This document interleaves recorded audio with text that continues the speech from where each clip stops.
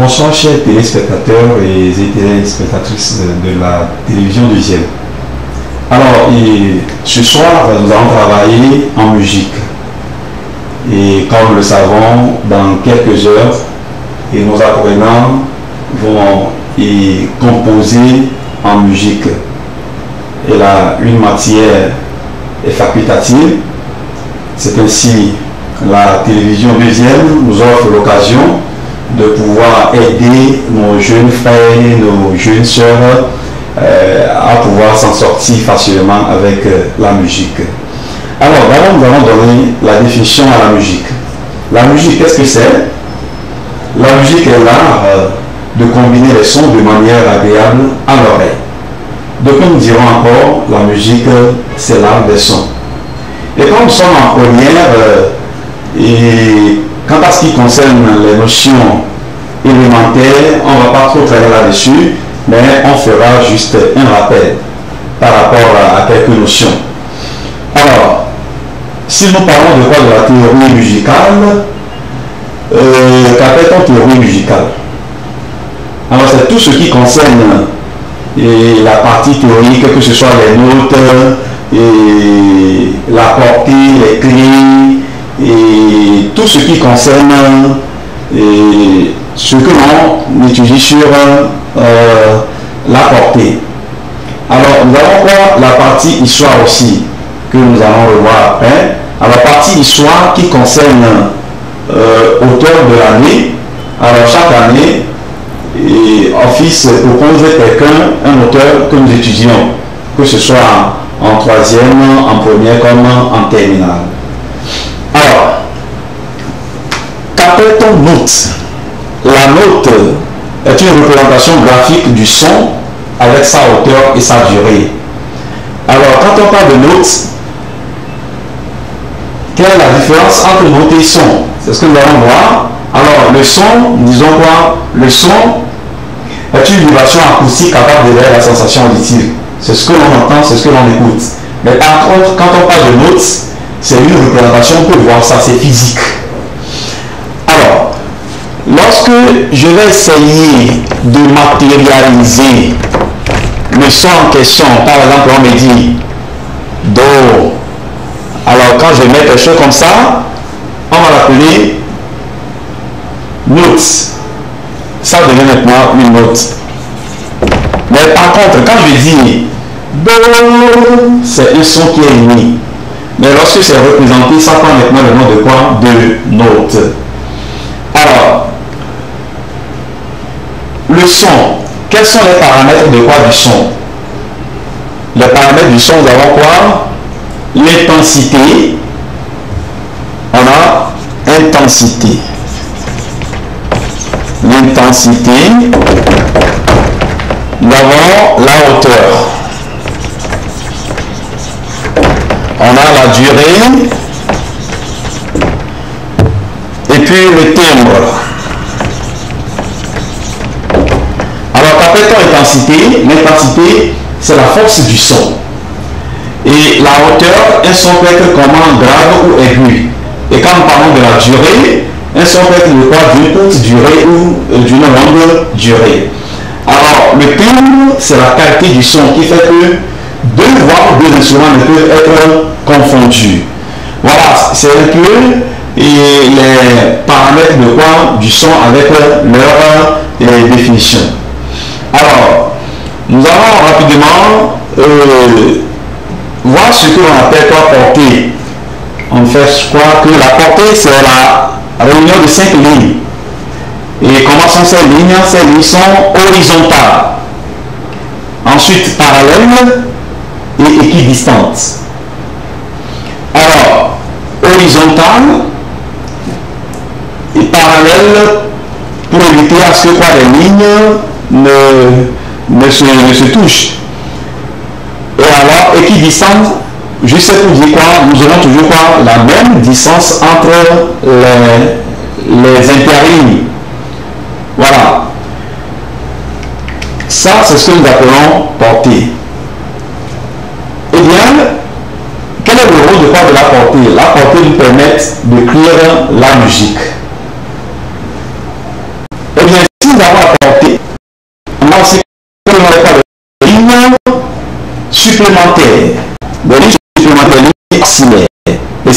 peuvent être placés au-dessus ou au-dessous de la portée.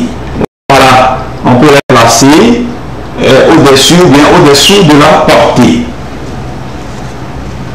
Voilà. Et la troisième ligne est encore appelée quoi? La ligne médiante de la portée. Voilà, de façon avancée, ce qu'on peut dire sur portée. Je disais, ces notions préliminaires, nous allons essayer de les balayer et aller vite à l'essentiel. Alors, ici, nous avons déjà quoi? Une portée avec les lignes supplémentaires. Et puis, nous apprenons aussi à placer les notes sur la portée. Comment placer une note sur la portée? Lorsqu'on me demande de reproduire une note sur la portée, alors, si je vais placer, par exemple, maintenant, une blanche, voilà, sur la deuxième ligne, alors je produis ça sous forme de 9 penché, alors on monte la rampe.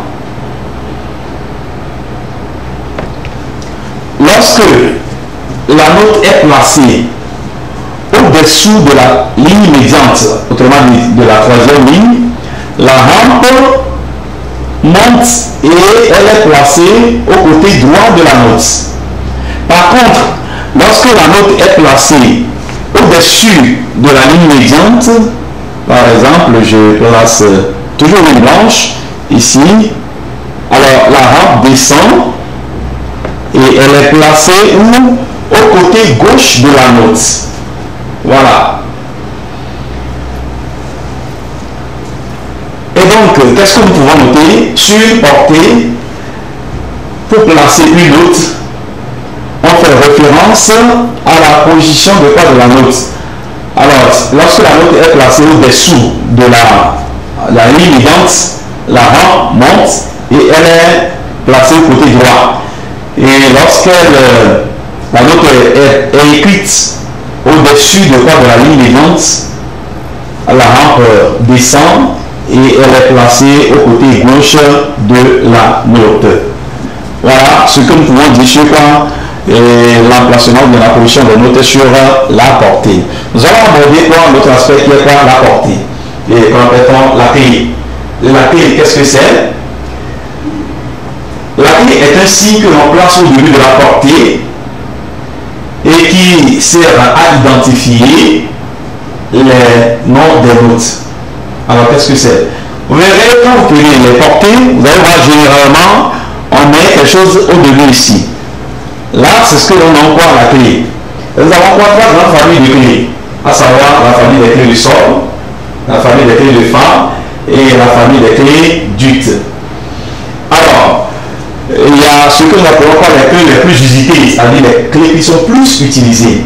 Pour les clés les plus usitées, nous avons quoi? La clé de sol, deuxième ligne, et la clé de fa, quatrième ligne. Alors, on va travailler d'abord sur ces deux clés, ensuite aborder quoi et la clé d'ut. Alors, pour la reproduction de la clé de sol deuxième ligne, comment reproduire de façon correcte la clé de sol deuxième ligne? Vous commencez avec un petit point sur la deuxième ligne et on procède par un cercle spiral. Ça va s'affleure la troisième ligne et vient maintenant se poser sur la première ligne. Ça monte, arrive maintenant au niveau de quoi? De la quatrième ligne. Ça se redresse, ça sort de l'interligne en haut et fait le tourner acrobatique. Ça descend et vient maintenant repasser par son origine. Et voilà, nous avons quoi? La clé du sol, deuxième ligne. Voilà.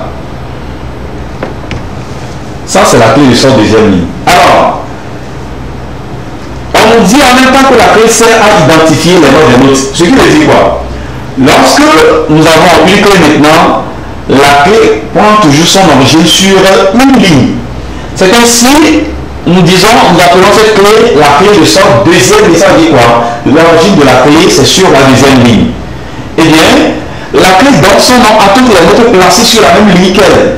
Ça veut dire quoi? La note que nous voyons ici placée sur la deuxième ligne va prendre le nom de sol. C'est-à-dire quoi? Ça prend le nom de la clé. Voilà. La note là sera appelée sol. Pourquoi? Parce qu'elle est placée sur la deuxième ligne. Eh bien, je peux me repérer facilement connaissant déjà une seule note sur la portée. Lorsqu'on me donne ça par exemple, c'est-à-dire une note qui est située immédiatement au-dessous de la deuxième ligne, alors il suffit seulement de faire référence à ce que nous appelons échelle musicale. Nous avons Do, Ré, Mi, Fa, Sol, La, Si et puis Do. Alors, quand nous avons Sol ici, Sol là étant en repère, quand la note se situe au-dessous de Sol, ça veut dire je dois emprunter par le mouvement descendant. Et si c'est situé au-dessus de Sol, je dois appliquer maintenant le mouvement ascendant. Alors ici, ça se situe où? Au-dessous de quoi? De Sol, de la deuxième ligne. Alors immédiatement, au-dessous de quoi? De Sol, nous avons quoi? Fa. Donc ici, la note là, ce serait un Fa. Alors ici, maintenant, sur la première ligne, ce serait un Mi. Alors quand je vais monter, ici par maintenant, on aura une note ici. Ça, c'est le mouvement ascendant. Ici, ça doit être quoi? Un La. Ainsi de suite. Voilà. Donc, en fait, connaissant déjà une seule note sur la portée, on peut se repérer avec les autres notes. Maintenant, parlons à présent de quoi? De ce que l'on appelle quoi? La clé de Fa. Alors, clé de Fa, quatrième ligne que j'avais dit quoi? Fait partie de quoi? L'une des clés les plus usitées. Alors, la clé de Fa, quatrième ligne, prend sa source sur la quatrième ligne.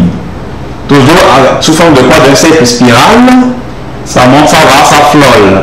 La cinquième ligne, légèrement, vient maintenant se poser sur la deuxième ligne. Eh bien, alors, la quatrième ligne étant la ligne concernée est encadrée par deux petits points. Voilà. Et c'est ainsi que nous avons quoi? La clé de Fa, quatrième ligne. Voilà. Quand nous disons clé de Fa, quatrième ligne, ça veut dire quoi? Notre Fa, au lieu de toutes les notes qui seront placées sur la quatrième ligne, vont prendre le nom de Fa. Alors la note sera appelée Fa.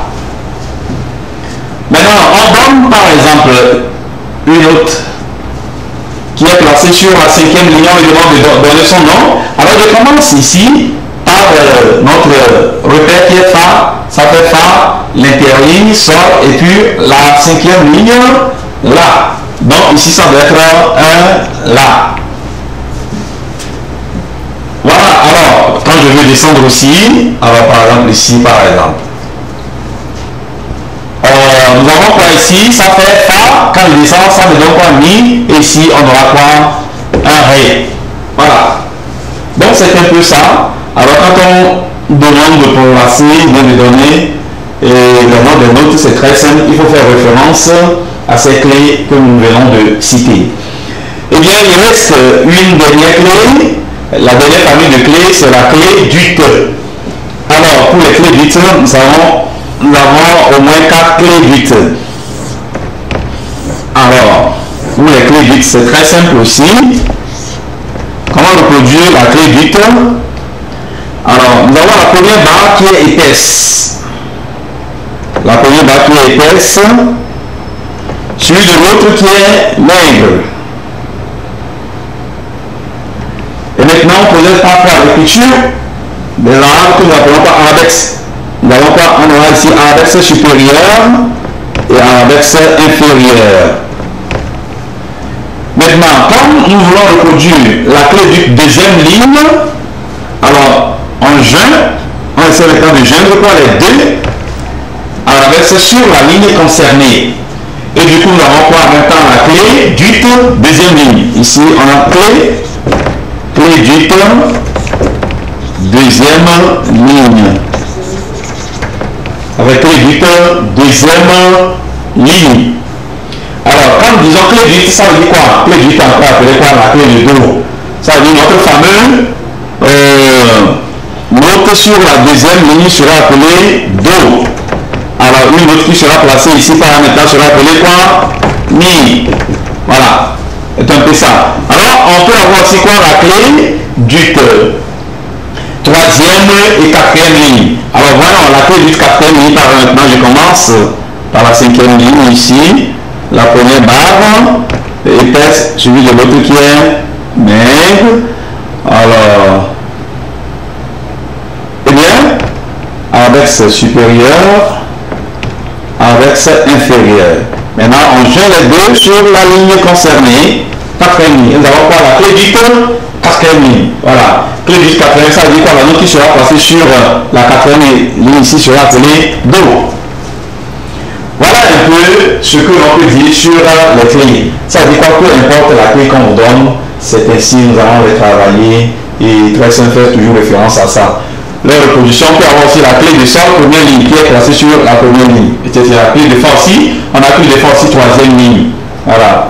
Pour les clés dites, nous avons clé dite première ligne, deuxième, troisième et puis quatrième ligne.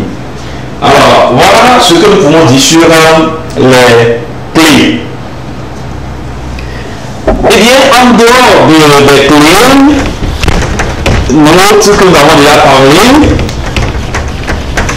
nous avons ce que l'on appelle quoi? Les figures de silence.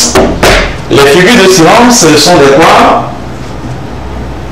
Sont des interruptions ou bien l'absence du son qui interviennent dans le chant par moment. Alors, et ces figures de silence sont donc de 7 aussi. Nous avons premièrement la pause qui équivaut à une ronde. La pause. La pause. Alors si peut-être nous voulons reproduire ça sur une portée, vous voyez que la pause reste accrochée au plafond de la quatrième ligne. Voilà. Bon, si je veux peut-être reproduire ça à la ligne ici, vous voyez, on trace une ligne comme ça. Une ligne comme cela. Voilà. Nous avons sous forme d'un petit rectangle ici. Alors, le petit rectangle que nous voyons ici, là, c'est ça ce que nous appelons la pause. Ça, la barre là, c'est quoi? Ce n'est rien que quoi? La quatrième ligne. C'est ce que nous appelons quoi? Ça, c'est la pause. Nous avons la pause. Et ensuite, nous avons quoi? La demi-pause. La demi-pause reste posée sur la troisième ligne. Alors ça, c'est la troisième ligne. Et ça, nous appelons ça demi-pause. Nous avons la demi-pause. Alors l'équivalence de quoi? De ces figures de silence avec les notes, ça équivaut à une ronde. Et ça à une blanche. Et maintenant, ensuite, nous avons quoi? Le soupir. Le soupir qui équivaut à un temps qui correspond à la noix. Ça, soupir. Nous avons le soupir.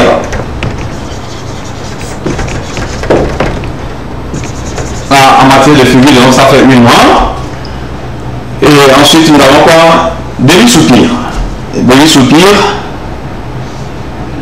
Demi-soupir qui est encore appelé quoi? Potence.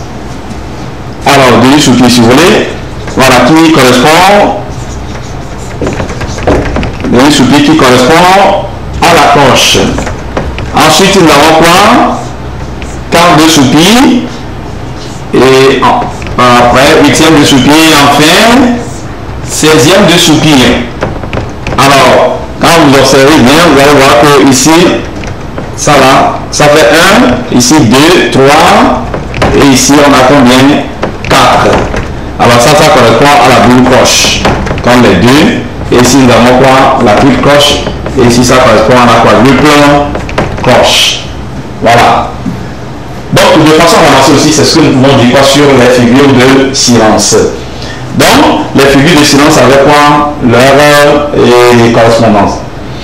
Donc si nous avons une pause, on sait que la pause équivaut à une ronde, la demi-pause à une blanche, soupir noir, et demi-soupir à une croche, quart de soupir, deux croches, et triple potence, triple croche, et quadruple potence à la quadruple croche.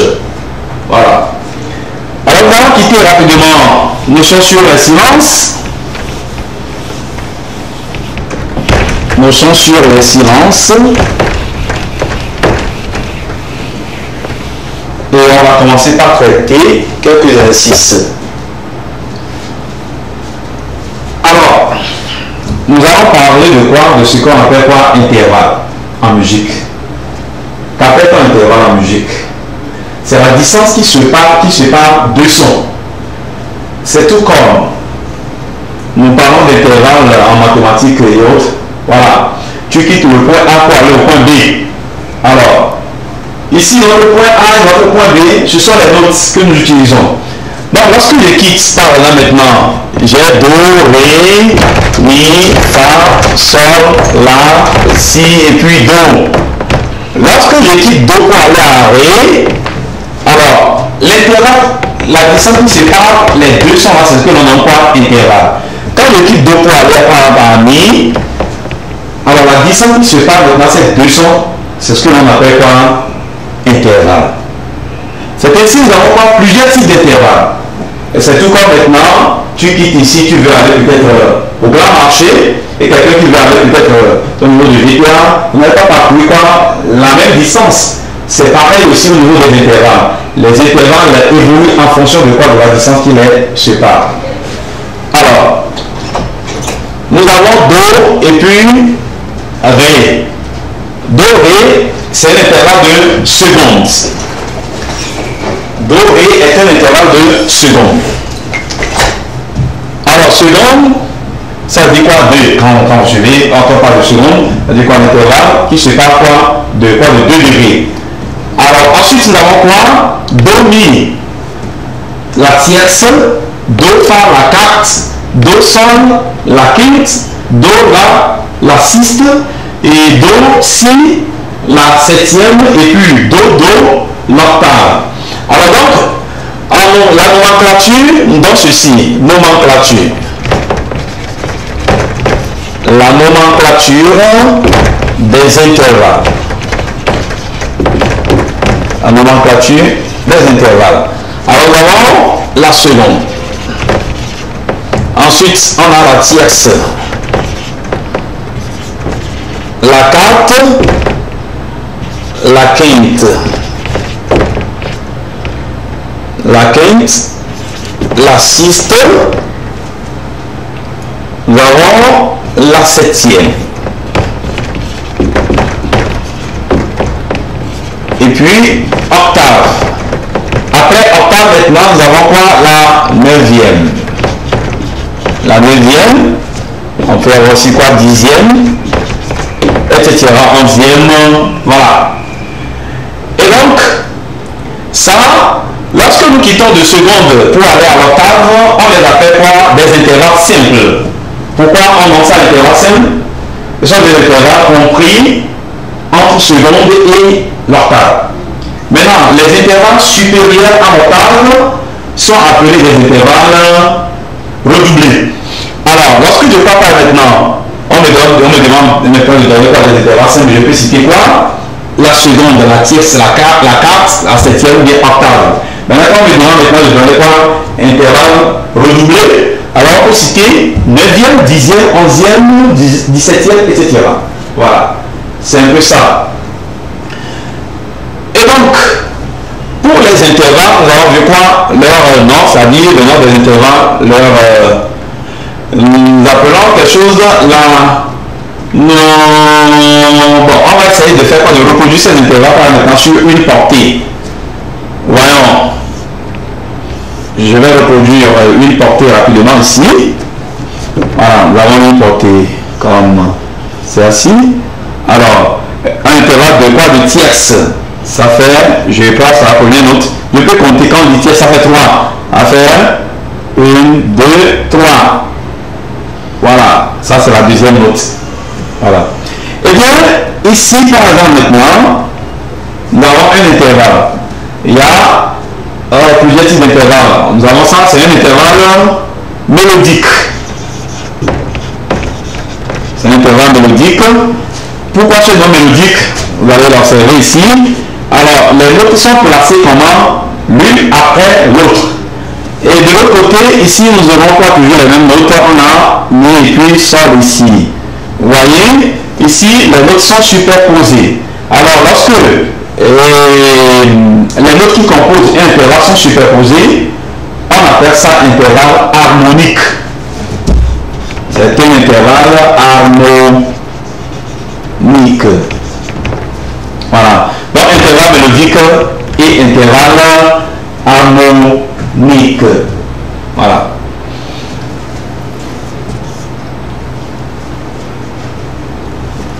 Maintenant, nous allons voir ce que l'on appelle quoi?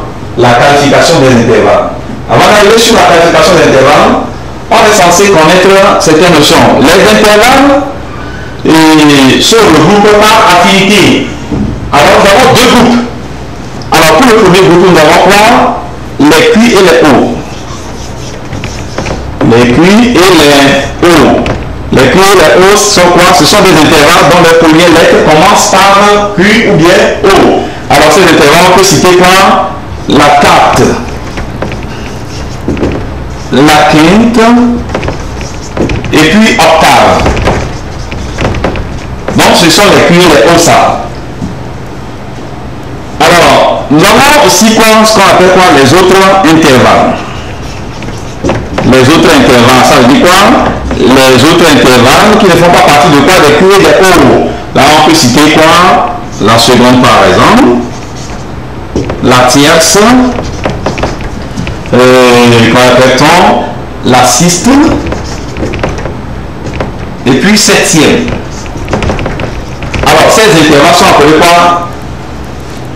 Les autres intervalles. Voilà. Donc, comme je le disais, ces intervalles se regroupent par affinité. Les Q et les O. Quelle est la particularité de quoi de ces notes? De ces intervalles plutôt, excusez-moi.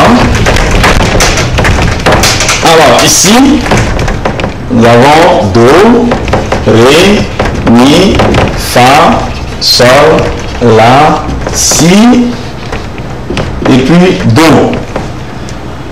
Alors, comme je le disais, lorsque je quitte de Do pour aller à Do, quand nous parlons de la qualification, l'on utilise des termes comme quoi? Majeur,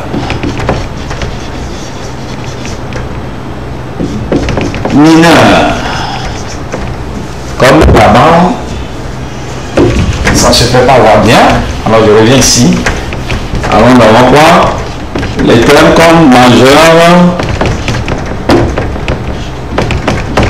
mineur, augmenté,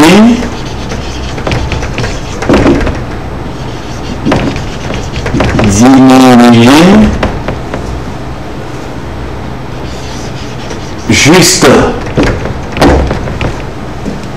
Alors, la question reste posée. Que doit faire pour savoir si l'intervalle est majeur, mineur, augmenté, diminué ou juste?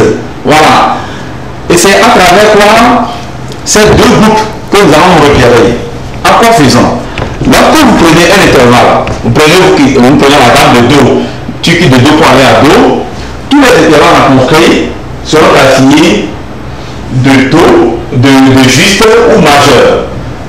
Alors ça veut dire quoi? Quand je quitte Do maintenant pour aller à Do, tous les intervalles que je dois rencontrer sont qualifiés de juste ou majeur. Alors, maintenant, quels sont les intervalles qui sont qualifiés de juste et quels sont les intervalles qui seront qualifiés de majeur? Alors, comme on avait dit ici, les Q et les O seront qualifiés de juste. Et maintenant, les autres intervalles seront qualifiés de majeur. Et notez bien, l'exemple que je suis en train de donner concerne uniquement que la gamme de Do majeur. Alors, lorsqu'on regarde maintenant Do Ré, par exemple, c'est une seconde. Alors, Do Ré, je dirais que Do Ré est une seconde majeure. Pourquoi? Parce que ça fait partie des autres intervalles. Alors, on me dit pas maintenant Do, Fa. Voyons, Do et puis Fa. Je dirais quoi? C'est une carte, oui, une carte juste. Alors, pourquoi carte juste? Parce que ça fait partie des quoi? Des I et des O. Alors, on lui donnera qualification juste. Alors, je prends maintenant Do, Si. Do et puis Si. Do, Si, ça donne quoi? Une septième. Alors, c'est quelle septième? Ça ne peut que être quoi? La septième majeure. Voilà. J'ai parlé maintenant Do et puis Do. Ça me donne quoi? Une octave. Et quelle octave? Ça doit être octave juste. Pourquoi? Ça fait partie de quoi? Des Q et des O. Voilà. C'est un peu ça. Alors maintenant pas peut-être quoi de ce que nous avons ici, de la gamme de Do. Alors qu'est-ce qu'il faut faire? Alors de ce fait, nous allons faire maintenant cet exercice qui concerne à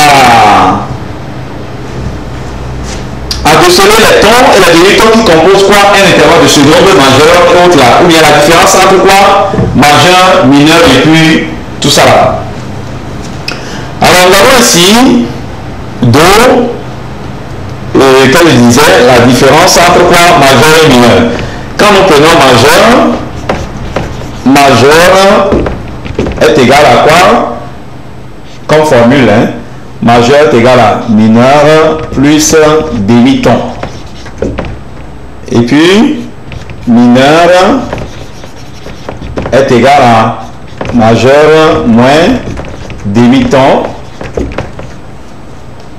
Ou encore mineur plus 1. Non, voilà, c'est ça. Ça fait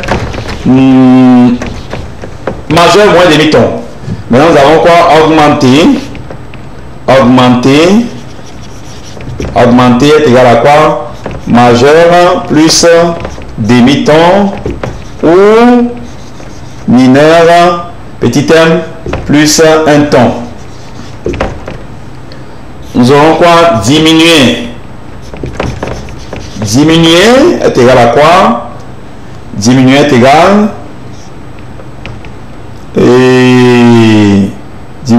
à mineur moins demi-ton ou majeur moins un ton. Voilà. Et puis nous avons quoi? Juste, qui est toujours juste. Voilà. C'est un peu ça ce que nous devons retenir par rapport aux formules. Alors majeur, quand vous voulez obtenir un intervalle majeur, ça donne quoi? Majeur est égal à quoi? Et mineur plus demi-ton. Maintenant, les demi-tons dont on parle là. Alors, qu'appelle-t-on demi-ton, tout ça là? Nous allons voir ça, et les un ton. Alors, quand nous prenons une gamme, comme nous avons quoi? La gamme de Do ici. Voilà, l'intervalle qui sépare chacune des notes est composé de quoi? De ton et de demi-ton. Quand nous quittons Do pour aller à Ré, on a un ton. D'ailleurs, quand ça là, nous appelons ça la gamme, c'est une succession de 8 notes, composée de 8 notes. Et ces 8 notes sont divisées en deux parties, ce que nous appelons quoi? Tétracordes. Nous avons tétracorde supérieur et tétracorde inférieur. Maintenant, tétra qui veut dire 4. Alors le premier tétracorde c'est de Do à Fa et le deuxième tétracorde c'est de Sol à Do. Ça c'est le premier tétracorde. Et ici c'est le deuxième. Alors voyons. Tétracorde. Tétracorde. Voilà. Chaque tétracorde se termine par un demi-ton. Alors la fin de chaque tétracorde. Ici, c'est la fin de quoi? Du premier tétracorde. Ici aussi, c'est la fin de quoi? Du deuxième tétracorde. Ici, on a demi-ton.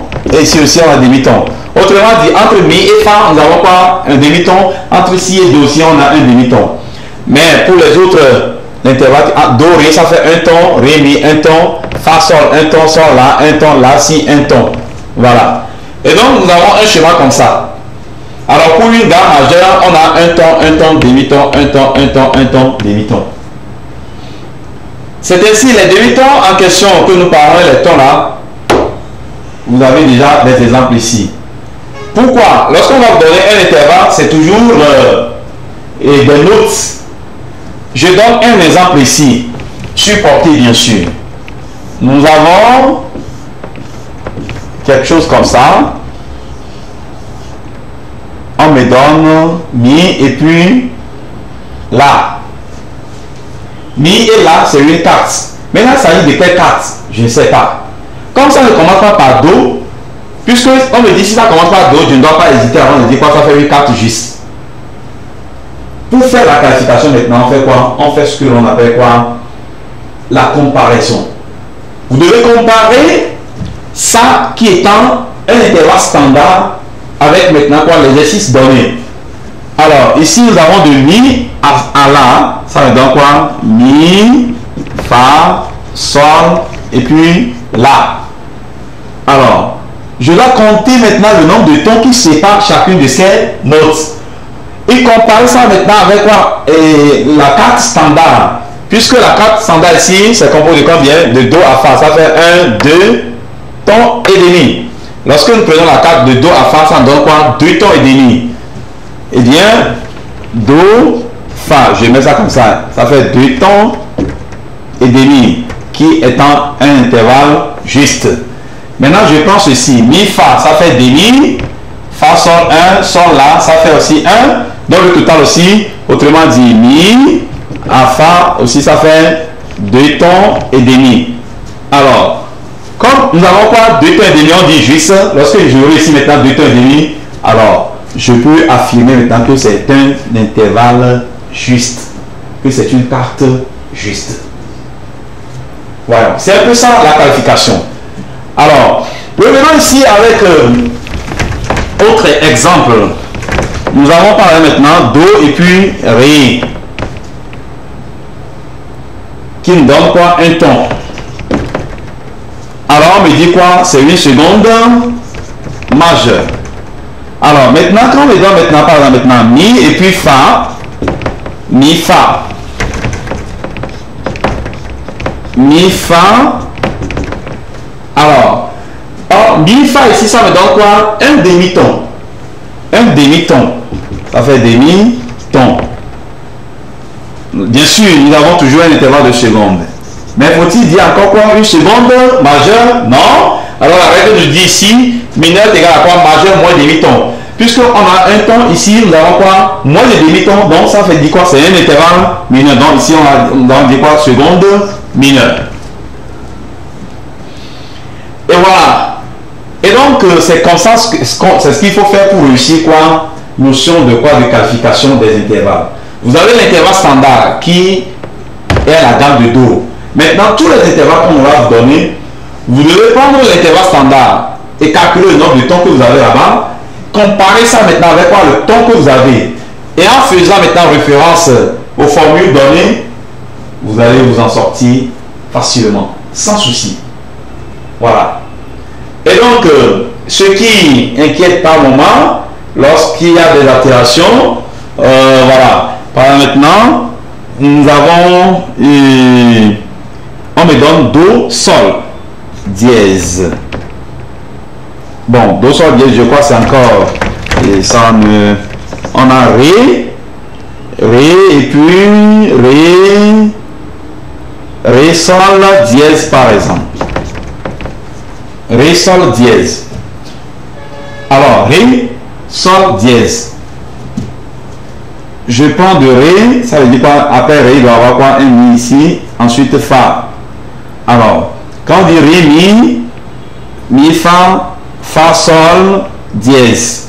Alors, ré, mi, ça fait quoi? 1, mi, fa. Demi, fa, sol, ça me donne combien? On a d'abord fa, sol en plus, fa, sol, dièse. Donc, ici, ça fait 1,50. Ça fait 1 ton et demi. Donc, le total donne combien? 1,50, le total, ça fait 3. Donc, ça donne quoi? 3 tons. Alors, ré, fa, qui étant un intervalle de cartes, maintenant, nous allons voir, il s'agira de quoi? De quelle carte? Il s'agira de quelle carte? Alors, si nous faisons référence à notre carte standard ici, ça fait do à fa, qui est composé de 2 tons et demi. Do à fa. Do à fa, ça fait 2 tons et demi. Alors ici, nous avons 3 tons. Alors que do, fa, c'est une carte juste. Et maintenant, ré à sol dièse, qui nous donne 3 tons. On va l'appeler comment? Très simple. C'est une carte augmentée. Alors ici, c'est la carte augmentée. Voilà. Ça me donne quoi? Une carte augmentée. Voilà. Et donc, mes chers amis, quand on parle de la qualification des intervalles, c'est ce qu'il faut faire. Très simple, vous allez vous en sortir. Maintenant, je crois, nous allons nous arrêter ici pour la qualification des intervalles et autres. Nous allons voir rapidement quoi, notion des accords. Bien avant ça, nous allons brosser un peu ce que l'on appelle quoi, la gamme. Gamme, notion de gamme. La gamme, qu'est-ce que c'est? La gamme est une série de 8 notes ascendantes ou descendantes dont la première note est répétée à l'octave. Alors, quand on dit do, ré, mi, fa, sol, la, si, do, la, ça c'est déjà une gamme. Maintenant, quand je veux maintenant avoir la gamme, il faut toujours faire quoi? Référence à ça. On a un ton, demi-ton, un ton, demi-ton. Ça c'est la gamme diatonique de do majeur. Maintenant, on me demande de reproduire la gamme de ré majeur par exemple. Gamme de ré majeur, qu'est-ce que j'ai fait? Je commence toujours par la même note qui est ré et je termine. Je commence par la note ré et on termine toujours par quoi? La même note. Ça fait ré, mi, fa, sol, la, si, do et puis ré. Maintenant, vous devez considérer ce que vous avez reconnu ici comme une équation. Du coup, ça, c'est notre schéma que nous avons, qui est quoi? La gamme standard. Et c'est une gamme aussi modèle. Ça veut dire quoi? C'est sur cette même modèle que les autres gammes ont vu jour. Alors quand je veux recomposer une nouvelle gamme, je dois faire référence à ça. En matière de ton, je veux dire. Alors, je commence ré, mi, ça me donne un ton. Mi, fa, ça fait demi-ton. Alors, quand mi, fa est demi-ton, mais je veux un ton, je dois faire quoi? Diésé. Alors, comme nous le savons, j'espère que chacun d'entre nous ici maîtrise quoi le rôle des altérations. Pour les altérations, on va quoi? Le dièse, le bémol et le béca. Le dièse élève le son d'un demi-ton, le bémol abaisse le son d'un demi-ton et le béca annule l'effet du dièse ou du bémol et remet la note dans son état initial.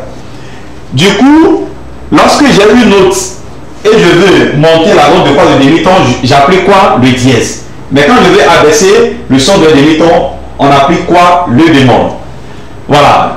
Et la troisième altération qui est le béca, lorsque j'ai maintenant une de ces deux altérations précitées, je veux les annuler maintenant, on pratique quoi? On applique le béca. Voilà. Alors ici, quand je mets le fa dièse, ça me donne un ton. En même temps, c'est comme la loi de Lavoisier. Du coup, au moment où, ça veut dire quoi? Nous avons volé un demi-ton ici.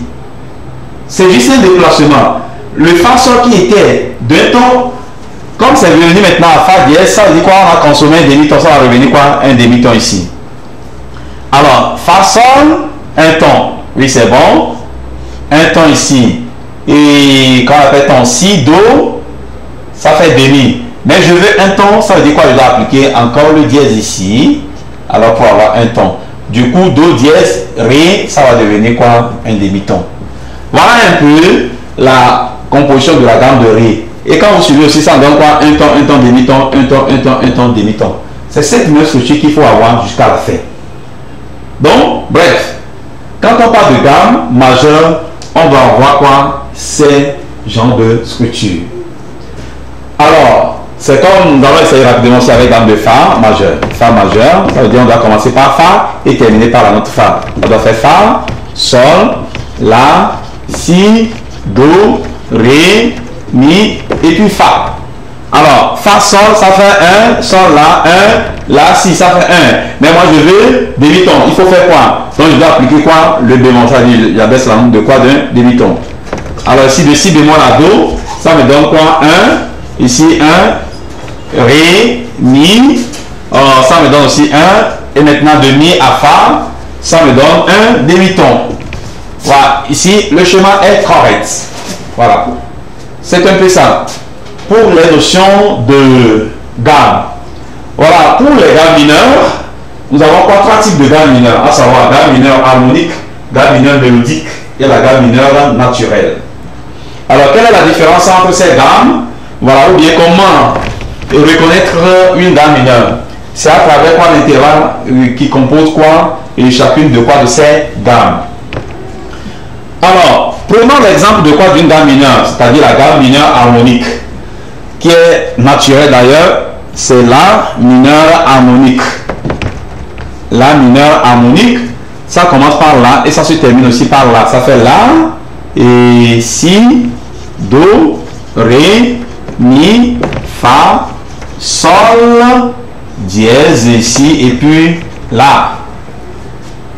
Alors, ce que je peux conseiller, quand on demande de reproduire une gamme mineure par une gamme mineure harmonique qui est souvent demandée, alors vous devez prendre comme modèle La mineur. Alors vous avez de La à La. La seule note qui est artérée ici, c'est quoi? C'est le Sol, qui est quoi? Sol dièse. En dehors de ça, on aura maintenant un schéma comme ça. Un, demi, un, demi-ton. Ici, il y a une particularité, ça fait un ton et demi. Et par après, nous avons quoi? La sensible. Et puis, entre le septième et l'octave, qui nous donne quoi? Encore un demi-ton. Voilà un peu quoi la structure de quoi? D'une gamme mineure harmonique. Nous avons aussi quoi? Gamme mineure naturelle et gamme mineure aussi et mélodique. Voilà. Ça veut dire quoi? Lorsqu'on me demande maintenant de reproduire une gamme mineure harmonique, je prends un exemple par maintenant Ré mineur harmonique. Je commence par Ré. Ça fait Ré, Mi, Fa, Sol, La, Si, Do et puis Ré. Il faut faire toujours référence quoi à ça, ça devient maintenant comme gamme modèle. Alors ici on aura quoi? Un ton, Mi, Fa, Ré, Mi, ça marche. Ici un ton, ici un ton. Alors ici je dois avoir quoi? Un demi-ton, ça fait Si bémol. Alors ici nous avons quoi? Si, Do qui donne un ton. Alors déjà quand je dois avoir un ton et demi, alors on place ici le dièse ici. Donc ça me donne quoi? Un ton et demi. Et Do dièse Ré, ça donne quoi? Un demi-ton. Alors, de façon ramassée, c'est ce que nous pouvons dire quoi sur les notions de gamme. Et voilà, et chers apprenants, chers téléspectateurs et téléspectatrices de la télévision deuxième, nous voici à la fin de quoi de l'heure qui nous est donnée. Et je vous souhaite une bonne chance pour tous les candidats et candidates de baccalauréat première partie. Alors que la réussite soit. On se retrouve à la prochaine fois. Au revoir.